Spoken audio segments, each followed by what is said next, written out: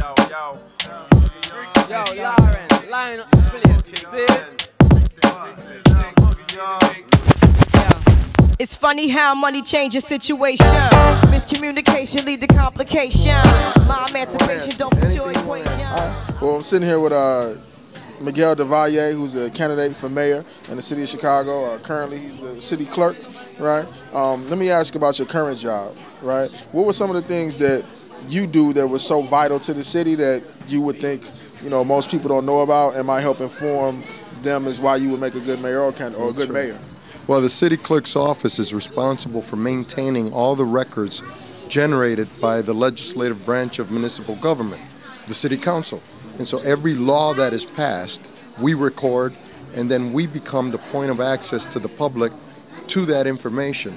And so if you go to cityclerk.com, right there in that website, you're able to find any legislation, any ordinance, any law that is approved by the city council for many, many decades. You can go back as many years as you want. You can find executive orders issued by the mayor. You can find all documents related to the legislative process. And so it's very important. Okay. It's very important that in addition to the ordinances, what you find are the journals, in electronic format, of every single city council meeting. And then also through our office, we provide a live webcast of every city council meeting, so that every time there's a city council meeting, once a month, you're able to, through our website, be able to listen to the entire and see the entire council meetings. So it's our office that ensures that there's transparency in government and that people become aware of what the legislative branch of government, the city council, is doing.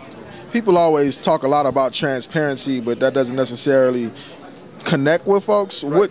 Why is transparency important? That's a good question. It's important because you want to know what city government does.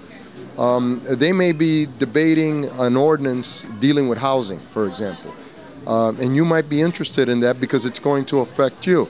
Well, you ought to be able to not have to come to the city council meeting to listen to that debate. You can listen to it at home, and if you don't have a computer at home, you can go to a public library and watch it, and you are able to find out what's going on. If you want a copy of a particular law that was passed that affects your small business, for example, then you can go to our website and you can get that information right away. In the old days, you used to have to travel to City Hall, and then you have to wait to get a hold of documents.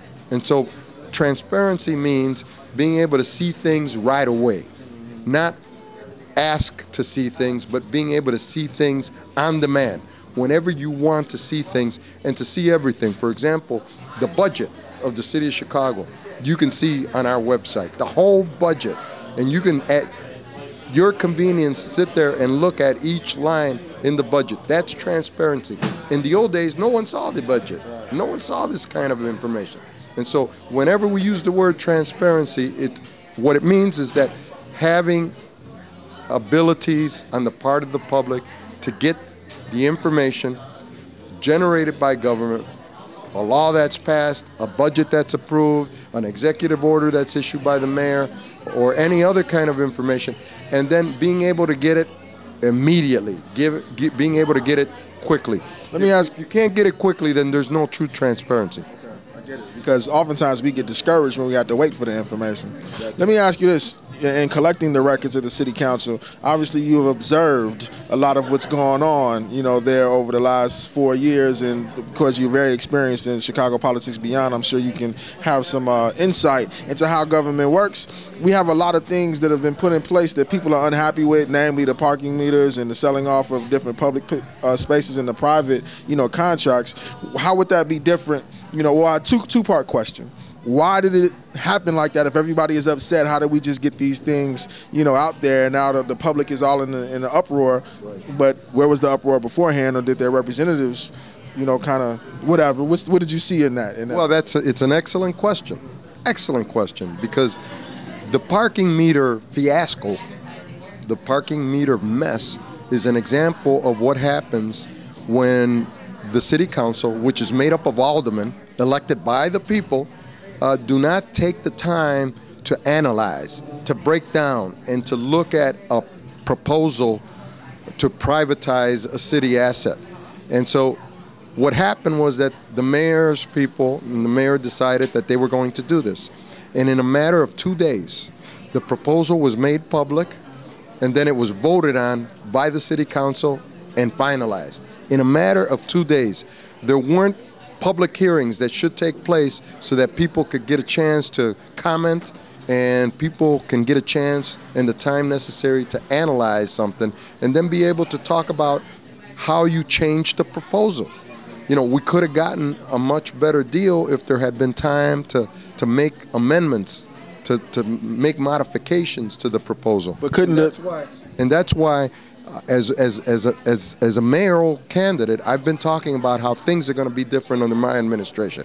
You know, we're never, under my administration, going to put a proposal like that out there and have it acted upon so quickly. I want the city council to be a deliberative body. In other words, I want them to really conduct all the hearings necessary and do all the review necessary to make sure that when something is brought to a vote, it's brought to a vote only after it's been looked at many, many times and changed in order to make sure that what we come up with is the best deal for the city of Chicago. And that's the difference under my administration. I want a strong mayor and a strong council structure. We don't need a city where only the mayor sets the agenda. Yeah. Because when that happens, then these kinds of things get approved by the city council. And then now what we're doing is I am in support of a lawsuit that has been filed against the parking meter deal. Because with this deal, we are paying the highest rates in the country to park downtown at a meter. And then in the neighborhoods, businesses are telling me in some areas that they're losing customers because people will not park there because they can't afford the meters. So they won't go there. They'll go to some place with free parking and they spend their money there. Now, there are some businesses like on Belmont and Clark that tell me that they like the parking meter because they want their neighborhoods to get in and out, their customers to get in and out, and then if someone isn't parked there long, then it frees up a parking space for the next customer.